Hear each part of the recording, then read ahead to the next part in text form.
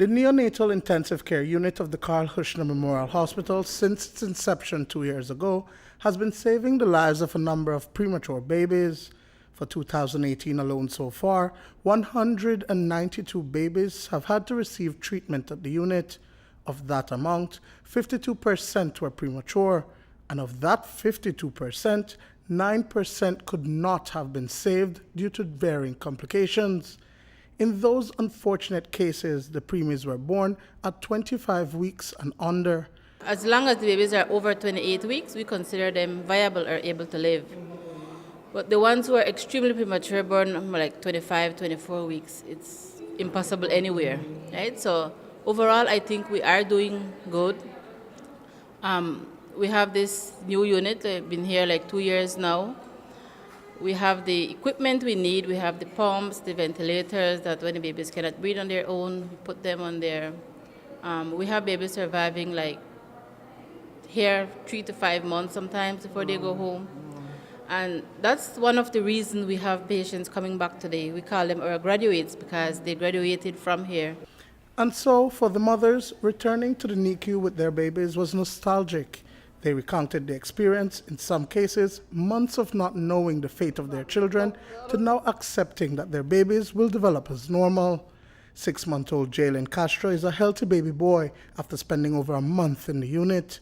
At 29 weeks, he was just over 2 pounds when Antoinette Foreman gave birth to him. When I first came in here and I saw my baby for the first time, he was tiny, tiny, tiny. I mean, 2 pounds, 5 ounces, like, you couldn't believe that he would have made it, to be this big and healthy. So I'm grateful and I'm happy that my baby is, here with me today, alive and healthy, and no complications. They had him on a ventilator, or what was it? He was on the machine for a couple, I guess, almost a month, and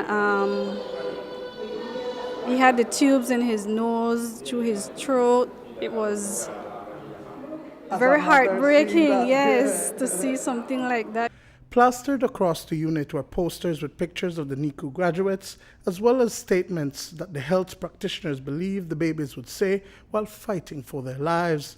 5-month-old Zion Smith has a hole in his heart, but after spending several months in intensive care, will grow to be a healthy boy. It was devastating because I didn't know if my baby would have make it or not. So I only hope for the best. And when they told me that your baby is going home and he's doing good, I'm like smiling, just smiling. And it was the most magical moment for me because I knew that, if my baby could do it, so could the other babies.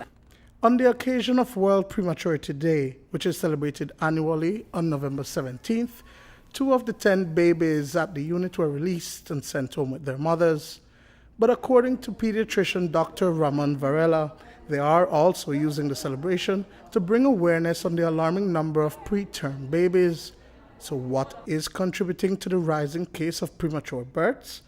Top on the list is teenage pregnancy in girls between the ages of 13 and 16. We have many pregnant women between 13 to 16 years. So those are more risk. Okay, so we have, most of them have several infections during the pregnancy that they are not treated during the pregnancy because most of the time they are moving in and out. And also the control of the blood pressure or the control of the blood sugar, those are contributing factors that lead to premature babies. For example, hypertension and diabetes, which is plaguing our society right now. You need to take your treatment, do your follow-up visits. Especially if you're pregnant, you can't just take your medication when the pressure is high, when you feel dizzy or when you feel weak. You need to continue with your treatment.